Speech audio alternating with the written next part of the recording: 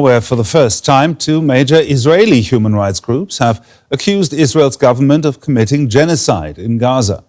International pressure on Israel to let more aid into the Palestinian territory is growing as a deepening hunger crisis and reports of starvation.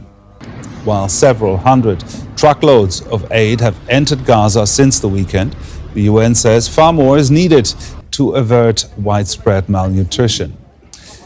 The Israeli non-profit groups B'Tselem and Physicians for Human Rights issued a joint statement on Monday in which they condemned Israel's conduct of the war in Gaza.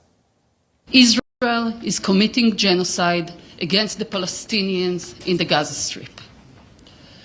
The report written by us at B'Tselem presents facts, data and testimonies about how Israel is acting in a deliberate, coordinated and systematic way to destroy the Palestinians in Gaza.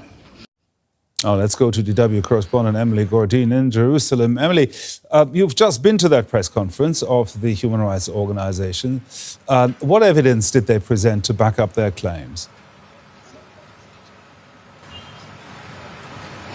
Well, according to the Geneva Conventions, genocide is defined as the intentional violent destruction of a distinct group. And what the B'Tselem did in this report is look exactly at what were the intentions of the Israeli government. They looked at statements from political leaders from the very early days of this war that was triggered by Hamas's brutal attacks on October 7th. And what they found were several remarks that essentially marked all of Gazans responsible for the attacks of October 7th, many also calling for the annihilation of Gaza. And from that they derived a clear sign or clear intention to target civilians.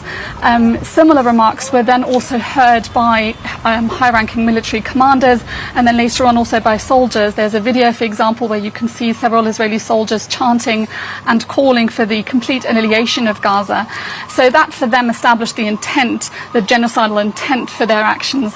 And then they looked at the practices and the actual results over the course of the last 19 months. And they found essentially a combination of what they've called genocidal practices here, such as mass killing, starvation, destruction of civilian and cultural infrastructure, but also of life-sustaining infrastructure like medical facilities. And they added to that, of course, the declared aim of some of Israel's political leaders of what they've called relocating Gaza, but which has been widely understood as the intent of ethnically cleansing Gaza of Palestinians. And together that really painted a very grim picture of Israel's conduct in this conflict. Now, Israel's government, of course, in the past has rejected these claims.